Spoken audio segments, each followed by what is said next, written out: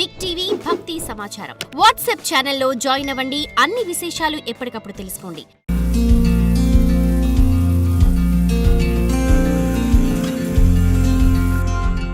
చాలా మటుకు భారతీయ భాషల వాడుకలో హఠ అనే పదానికి మొండిగా ఉండడం అనే అర్థం వస్తుంది. మీకు ఉండాల్సిన ఒక గుణం ఇది. మీ శరీరం చాలు, నేనింక అలిసిపోయాను అని చెప్తుంది, కానీ మీరు మొండిగా ఉన్నారు. ఇది హఠయోగా. మీ మనసు ఇక వదిలేస్తాను, ఇంక నా వల్ల కాదు అని చెప్తుంది. Your mind says, I give up. I can't do this anymore. కానీ మీరు మొండివాళ్ళు, మీరు అలాగే కొనసాగిస్తారు. కాబట్టి హఠయోగా అంటే మీ జీవితంలో అవరోధంగా మారని ఒక శరీరాన్ని మీరు సృష్టించుకోవడం. అది ఒక సోపానంగా మారుతుంది, కానీ అడ్డంకి కాదు. మనం మన పరమోన్నత సంభావ్యతలోకి వికసించే క్రమంలో అది ఒక అవరోధం కాదు.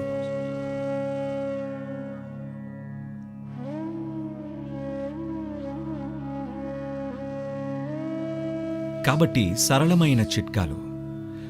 నేను పెద్దగా చిట్కాలేవి ఇచ్చింది లేదు. ఆ విషయంలో చెడ్డ పేరుందిలేండి. సరళమైన చిట్కాలిస్తాను.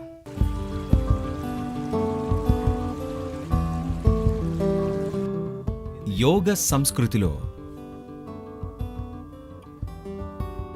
షవర్ అనేది ఉండదు. స్నానం అంటే ఎప్పుడు నదిలో మునక వేయడమే. వాళ్ళెప్పుడు నదికి వెళ్ళి మునక వేసి స్నానం చేస్తారు. మీరు ఇలా చేస్తే మీ కండరాలు బాగుంటాయి. కాబట్టి దీన్ని చేయడానికి మరో పద్ధతి ఏంటంటే, సాధారణంగా మన ఇళ్లలో మనం ఉపయోగించే చెంబు ఇంత పెద్దగా ఉంటుంది. కనీసం 4 లీటర్ల నీరు పడుతుంది దాంట్లో. ఇలా పోసుకుంటే శరీరం అంతా, అది ఎప్పుడు అంటే స్త్రీలు ఇది తప్పక చేయాలి అని పట్టుబట్టడం లేదు. మీ హెయిర్ స్టైల్ అదంతా ఉంటుంది కదా. కానీ స్నానం చేయడం అంటే మొదటగా నీళ్లు కుమ్మరించుకోవడం అనేది తలపైనే. ఎప్పుడైనా సరే మీ శరీరానికి చల్లని నీరు తగిలితే మీ మెదడులోని ఉష్ణోగ్రత చాలా వేగంగా మారుతుంది. అలా జరగకూడదు. కాబట్టి అందుకే తల తడుపుకోవడానికి ఇష్టపడని వారు కనీసం కొంచెం చన్నీటిని తీసుకొని తలపై చల్లుకోవాలి. మీకు తెలుసా, ఇక్కడ ఒక ప్రదేశం ఉంటుంది మీ చెవులకు పైన, ఇక్కడ ఆ స్థానంలో మీరు కొంచెం చన్నీటిని పోయండి. వెంటనే తల భాగంలో కొంత చల్లదనాన్ని మీరు గమనిస్తారు. ఆ తర్వాత మీరు మిగతా శరీరానికి స్నానం చేయవచ్చు. అలా కాకపోతే గనుక మీరెప్పుడూ ముందు తలపై గుమ్మరించుకుంటారు, శరీరంపై కాదు. కాబట్టి మీరు చేయాల్సింది, మీరు బకెట్ని నింపి ఇలా గుమ్మరించండి. పొద్దున్నే ఇలా చేయడం చాలా మంచిది. శరీరం మొత్తం నీటిలో మునిగిపోవాలి. అప్పుడు మీరు నదిలో మునక వేసినట్టు ఉంటుంది. సరేనా? ఓకేనా? అదే సమయంలో శరీరం అంతా, కనీసం చర్మం ఒకసారి నీటిలో తడవాలి. అదేదో ఇలా కొంచెం అలా కొంచెం పోసుకోవడం కాదండి. మీకు తెలుసు కదా. మీరు నీటిని గుమ్మరించుకుంటే శరీరం అంతా, మీ శరీరానికి మునక వేసిన అనుభూతి కలగాలి. కాబట్టి మీరు అలా గుమ్మరించుకుంటే వ్యవస్థలో ఒక విధమైన చల్లదనం ఉంటుంది. ఇంకా కండరాలు బాగా వంగుతాయి. షవర్ కూడా ఆ పని చేస్తుంది. షవర్ బాగా వస్తుంటే కనుక, లేదా కనీసం నీరు ధారాళంగా వస్తుంటే కనుక అది సరిపోతుంది.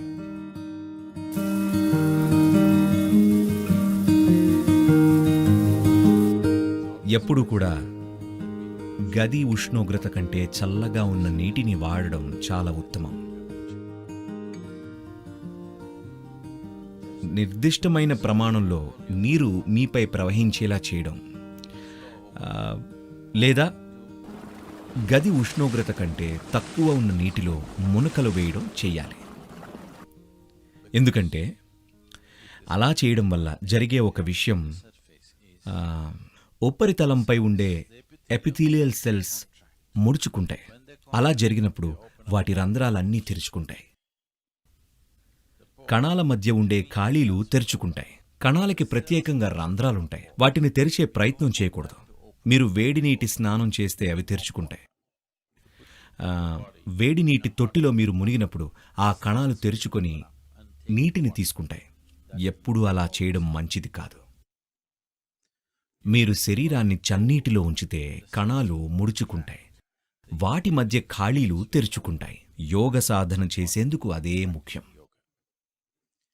ఎందుకంటే శరీరంలోని సెల్యులార్ స్ట్రక్చర్ వేరొక శక్తి పార్శ్వంతో నిండేలాగా చూస్తున్నాం.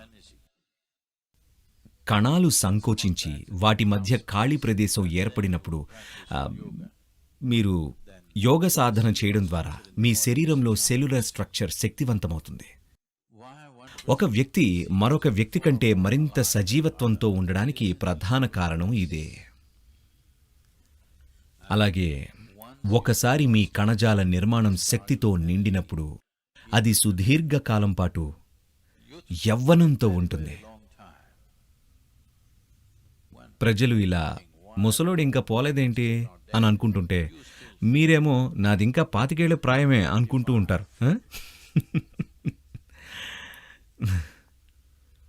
హఠయోగా మీ చుట్టూ ఉన్న వాళ్ళకి విసుగు తెప్పించే మార్గం కూడా.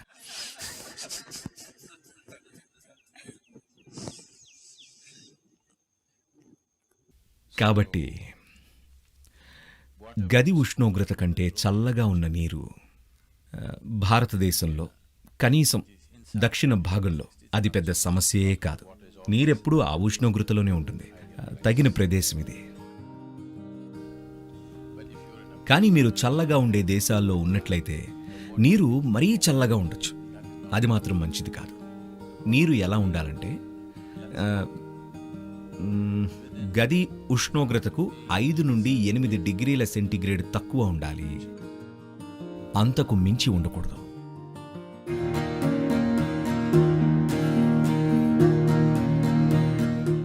మీకు జలుబు చేసే స్వభావం కనుక ఉంటే మొదటి 2 వారాలు మీరు నీటిలో 1 చెంచాడు యూకలిప్టస్ నూనెను కలిపి మీ మీద గుమ్మరించుకోవాలి. ఇలాగే మీ జలుబు తగ్గిపోవడం మీరే చూస్తారు. యూకలిప్టస్ నూనె వల్ల కాదు, చన్నీటి వల్ల.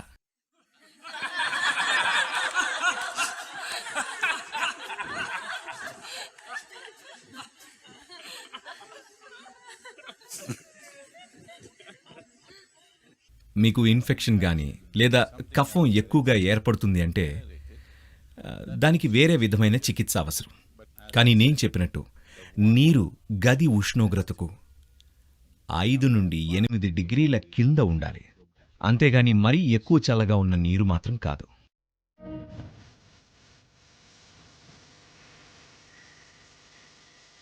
ఏ విధమైన వ్యవహారం కానీ, ఏ విధమైన కలయిక లాంటిది జరిగినా సరే, ఏదైనా మీరు జనంతో రద్దీగా ఉన్న చోట ఎక్కువసేపు ఉంటే ఇంటికి వెళ్ళినప్పుడు మొదట చేయాల్సింది స్నానం. మీరు తప్పకుండా చేయాలి. రోజులో 3, 4, 5 సార్లు చేసినా పర్వాలేదు. సాధకుడికి రోజులో ఎక్కువసార్లు స్నానం చేయడం మంచిదే. మీరు ఎక్కువ చేయకూడదు. కానీ ఒకప్పుడు నేను రోజులో కనీసం 5 నుండి 7 సార్లు స్నానం చేసేవాడిని తెలుసా. ఇప్పుడు అది 2 సార్లకైతే ఖచ్చితంగా చేస్తాను. కొన్నిసార్లు 3 సార్లు చేస్తాను. మీరు తప్పనిసరిగా 2 సార్లు చేయాలి. ఎక్కువసార్లు చేస్తే మంచిది. ఎవరితోనైనా భౌతిక స్పర్శ కలిగినప్పుడు ఒక నిర్దిష్ట సమయం, ఒక 6 నిమిషాలు అనుకుందాం, మీరు ఎవరి చేతినైనా పట్టుకున్నా కూడా మీరు యోగా చేసే ముందు మీరు స్నానం చేయడం మంచిది.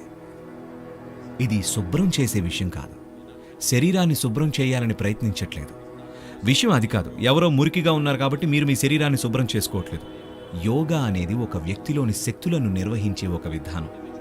ఏ విధమైన లావాదేవీ మరీ ఎక్కువగా జరిగినప్పుడు, నేను వచ్చి ఒక ప్రోగ్రాంలో కూర్చుంటే భౌతికంగా ఎవరిని తాకడం లేదు. నేను ఒక ప్రోగ్రాంలో 2-3 గంటల పాటు కూర్చుంటే మొట్టమొదటి చేసేది స్నానం. ఎందుకంటే ఈ పరస్పర చర్య వల్ల మీ శక్తిలోని సమగ్రత కొంత వదులవుతుందన్నమాట. కాబట్టి ఏ సమయంలో అయినా మీరు ఇంటికి వెళ్ళినప్పుడు మొదట స్నానం చేయాలి. స్నానం అంటే సబ్బు, షాంపూ అది ఇది అన్నీ వేసేసుకోవడం కాదు. ఒక బకెట్ నిండా నీరు ఇలా కుమ్మరించుకుంటే చాలు. అలా నీళ్లు కుమ్మరించుకోవడం వల్ల శుద్ధి జరుగుతుంది. నీరు అలా ఎలా శుద్ధి చేస్తుంది? కడగలేదు, రుద్దలేదు అంటే అది కాదండి విషయం. మీకు తెలుసా, న్యూక్లియర్ రియాక్టర్స్లో వాళ్ళు కొన్ని మెటల్స్ వాడుతున్నారు. ప్రత్యేకించి టైటానియం, ఇంకా ప్లాటినం, ఇంకా మరికొన్ని పదార్థాలు. వాళ్ళు ఈ మెటల్స్ని శుద్ధి చేయాలంటే వాళ్ళకి ఈ మెటల్స్ ఎంతో శుద్ధిగా కావాలి. సాధారణ ప్రయోగశాలలో అలాంటి పద్ధతుల్లో అయితే వాళ్ళు ఒక స్థాయి వరకు మాత్రమే శుద్ధి చేయగలరు. దాన్ని దాటి వాళ్ళు చేయలేరు. అందుకే వాళ్ళు ఏం చేస్తారంటే, మీరు ఈ మెటల్తో ఒక రాడ్ తయారు చేసి అదే మెటల్తో ఒక రింగ్ తయారు చేస్తారు. కేవలం పైకి కిందకి దాన్ని తాకుతూ కదుపుతూ ఉంటారు. ఇలా చేయడం వల్ల మెటల్ శుద్ధి అవుతుంది. కాబట్టి మీ శరీరంలో 72% నీరు ఉంది. మీరు దీనిపై నీళ్లు గుమ్మరించుకున్నప్పుడు ఒక రకమైన శుద్ధి జరుగుతుంది. మీ చర్మంపై మురికిని శుభ్రం చేసుకోవడం కాదు, అది ఎలాగో అవుతుందిలేండి, అది వేరే విషయం. కానీ లోపలి స్థాయిలో ఒక విధమైన శుద్ధీకరణ జరుగుతుంది. కేవలం నీరు మీపై ప్రవహించేలా చేస్తే చాలు. మీరు చూసారా, ఎప్పుడైనా మీరు బాగా ఆందోళనగా ఉన్నప్పుడు షవర్ కిందకెళ్ళి నిలబడినప్పుడు మీకు అక్కడి నుండి రావాలి అనిపించదు. మరికొంత సమయం అక్కడే ఉంటే బాగుండు అనిపిస్తుంది. ఆ 3 లేదా 5 నిమిషాల స్నానం వల్ల మీ జీవితంలో ఏ సమస్య పరిష్కారం కాలేదు, కానీ మీరు బయటికి వస్తే హాయిగా అనిపిస్తుంది. అప్పుడే పుట్టిన అనుభూతి కలుగుతుంది. మీరు ఇది గమనించి ఉంటారు కదా. మీరు సమస్య నుండి విముక్తి కలిగింది అనుకుంటారు. ఎందుకంటే జరిగింది ఏంటంటే, ఇందులో 3లో 2 వంతులు ఉన్నది నీరే. కేవలం దీనిపై నీరు అలా ప్రవహిస్తే కొన్ని విషయాలు మారతాయి. For more videos like this, subscribe Big TV channel.